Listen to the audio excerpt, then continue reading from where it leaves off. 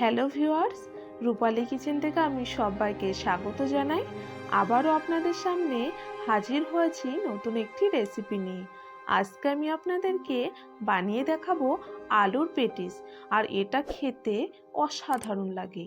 তাহলে আর দেরি কিসের, চলুন আজকের এই আলুর পেটিসটি বানিয়ে নেওয়া যাক। তো এটা বানিয়ে নেওয়ার জন্য এখানে আমি 2 কাপ ময়দা নিয়ে নিয়েছি। আপনারা চাইলে ময়দাটা আরও বেশি নিয়ে নিতে পারেন। আর এখানে 1 স্পুন আজওয়াইন আমি হাত দিয়ে এভাবে ক্রাশ করে দিয়ে দেব। আর দিয়ে দিচ্ছি স্বাদ মতো লবণ। আর আমি 2 স্পুন রিফাইন তেল দিয়ে দিচ্ছি। এবার এটা হাত দিয়ে ভালো করে মেখে নেব। আর এটা ভালোভাবে মাখা হচ্ছে কিনা মুঠ পেতে দেখে নেবেন। যদি দেখেন মুঠ পাতা যাচ্ছে তাহলে এটা ভালোভাবে মাখা হয়েছে। এবার আমি এর মধ্যে অল্প অল্প জল দিয়ে একটা ডো বানিয়ে নেব। তো ঠিক এইভাবে অল্প অল্প জল দিয়ে এটা একটা ডো বানিয়ে নিতে হবে।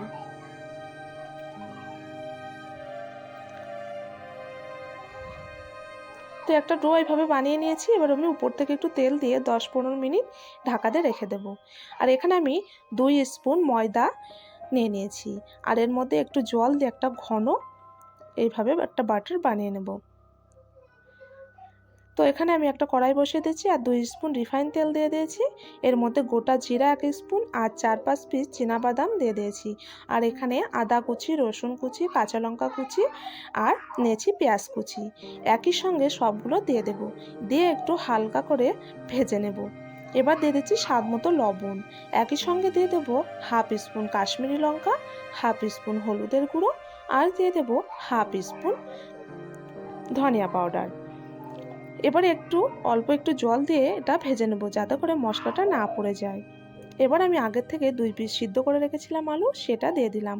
দিয়ে এইভাবে শুকনো করে এইভাবে ভেজে নিতে হবে। আর দিয়ে দিচ্ছি উপর থেকে ধনিয়া পাতা কুচি। আর এখানে আমি একটা ম্যাজিক মশলা নিয়ে নিয়েছি, সেটা ওপর থেকে একটু ছড়িয়ে দিলাম। আর দিয়ে দিচ্ছি একই সঙ্গে গরম মশলা পাউডার দিয়ে ঠিক এইভাবে শুকনো করে এটা বানিয়ে নিতে হবে। তো এবার আমি এটা ঠান্ডা করে নেব। আর এদিকে আমি এইভাবে লেচি কেটে ছোট ছোট গোল গোল আকারে বানিয়ে নিয়েছি। তো এবার আমি এগুলো বেলে নেব। তো এইভাবে শুকনো আটা ছড়িয়ে দিয়ে এটা পাতলা করে বেলে নিতে হবে। দেখতে পাচ্ছেন এইভাবে কিন্তু আপনারাও বানিয়ে নেবেন। তো এরকম গোল করে বানিয়ে নিয়ে এবার আলুর মিশ্রণটা ভিতরে এইভাবে লম্বা শেপ করে দিয়ে দিতে হবে। আলুটা একটু বেশি পরিমাণে দেওয়ার চেষ্টা করবেন, তাহলে খেতে একটু বেশি ভালো লাগবে। তো ঠিক এইভাবে লম্বা শেপ দিয়ে আমি যে গোলাটা বানিয়ে নিয়েছিলাম ময়দা, সেটা সাইড দিয়ে এইভাবে লাগিয়ে দেব। আপনাদের কাছে যদি ব্রাশ থাকে তাহলে একটা ব্রাশে করে দিতে পারেন। তো এইভাবে সাইড দিয়ে এইভাবে লাগিয়ে দিতে হবে। এবার আমি আলুর উপরে এইভাবে বসিয়ে দেবো এটা। এতে করে কিন্তু এটা খুলবে না, তার জন্য এই ময়দাটা দিয়েছি। তো এইভাবে উপর দিয়ে এইভাবে দিয়ে দিতে হবে। আর এটা আমি উল্টো পিঠে এইভাবে শেপটা বানিয়ে নেব। তো আপনারাও কিন্তু সেম এইভাবে বানিয়ে নেবেন। এইভাবে বানিয়ে নিলে কি হয়, আলুর যে সেটা ভিতরে থাকে, তাহলে খেতে এটা একটু বেশি ভালো লাগে। তো সেম প্রসেসে বাকিগুলো আমি বানিয়ে নেব। তো সবগুলো বানিয়ে নেওয়া হয়ে গেছে।